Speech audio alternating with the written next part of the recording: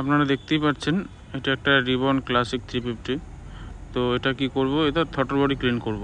Throttle body clean করার জন্য throttle বডির উপরে যে কভারটা আছে সেই কভারটা খুলে নেব। তারপর থ্রটল বডির যে হোস পাইপটা আছে রাবারের, সেটাকে খুলে বের করে দেবো। তো রাবার হোস পাইপটা খোলা 4 নম্বর অ্যালান কি দিয়ে হোস পাইপটাকে খুলে নেব। তো হোস পাইপটা খোলার পরে হোস পাইপটা থ্রটল বডি থেকে আলাদা করে দিতে হবে।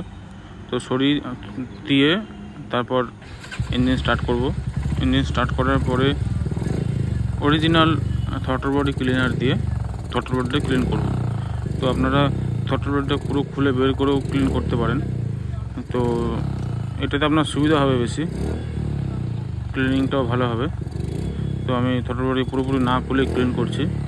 তো জেনুইন থ্রটল বডি ইউজ করবেন রয়্যাল এনফিল্ডের। তো এখন প্রায় থ্রটল বডি ক্লিন হয়ে গেছে।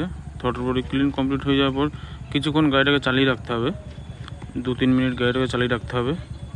তারপরে ইঞ্জিনটা বন্ধ করতে হবে না, তার আগে কিন্তু ইঞ্জিন বন্ধ করা যাবে না, তাহলে কিন্তু স্টার্টিং ইস্যু আসতে পারে। তো এবার আমি থ্রটল বডির হোস পাইপটা লাগিয়ে নেব।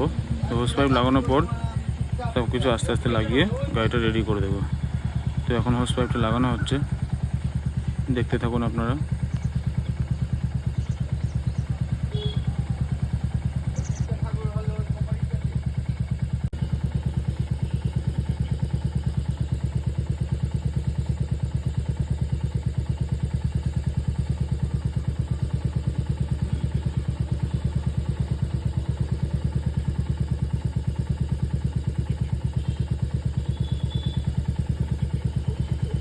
থ্রটল বডি ক্লিনিং কমপ্লিট হয়ে গেছে।